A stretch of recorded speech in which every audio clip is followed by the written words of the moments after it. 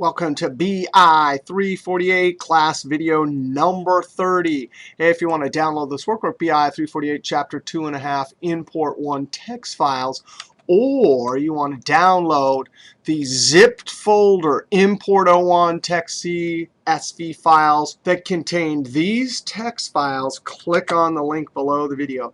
Hey, now actually I've already done this exact example here, but I did it in Excel 2013. I just want to show you in Excel 2016. That's a brand new version that just came out less than a month ago. I want to show you where Power Query is. So in earlier versions, you had to download it, and it would show up as a Power Query ribbon tab. But now we simply go over to Data, and there it is.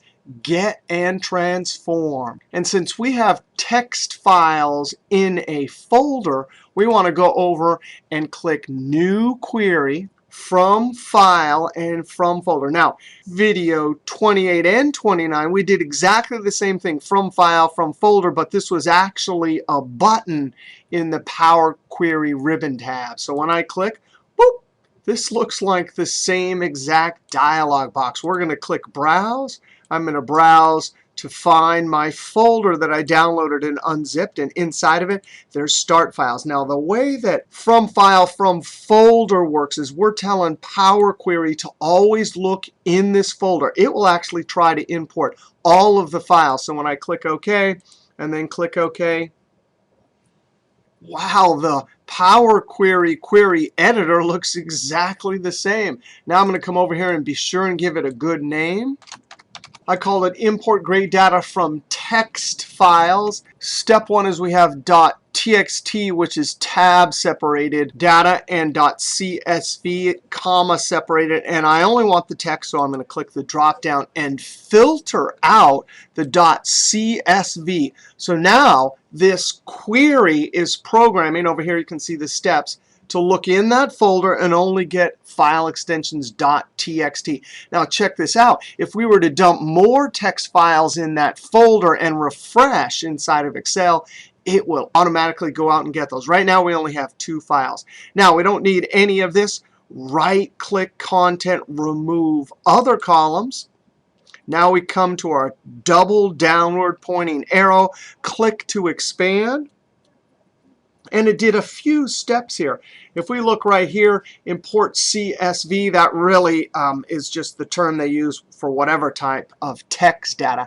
Notice that the field names at the top of each data set are being treated as a record, but it automatically did this step, promote to headers, and then change the type. So right here, this should be text.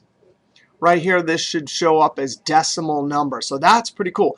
Now we have to be careful. When we're importing from a folder, we have to make sure that the actual field names in the other file, because this is just from the first file, there's actually for us one other file way down there that has the field names listed as a record, and I don't want that. So we have to pick one of the columns, and I'm going to pick the column that has the fewest unique records, and I'm going to click the filter. And if you have big data sets, you'll see Load More. You always want to click Load More because it will try and go through and find the unique list from all of the files. We see our list here. It's complete. And notice Course ID.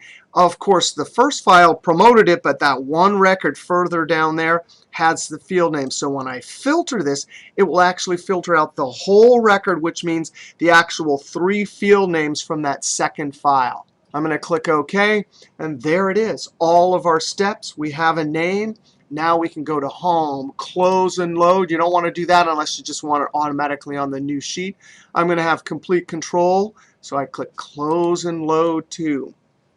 We're going to dump it as a table. You could do only create a connection and then dump it into the data model. We did that last video, video number 29. But here we just want to dump it as a table. I'm going to click Existing Worksheet A1 is fine and click Load. And just like that, it's going to go and get those text files and dump it right here. Now back in video number 28, we took this example and built a dashboard and then added new files and refreshed and everything updated. The point of this video is just to show you that Excel 2016, no problem, data ribbon. And get and transform, that is Power Query. All right, we'll see you next video.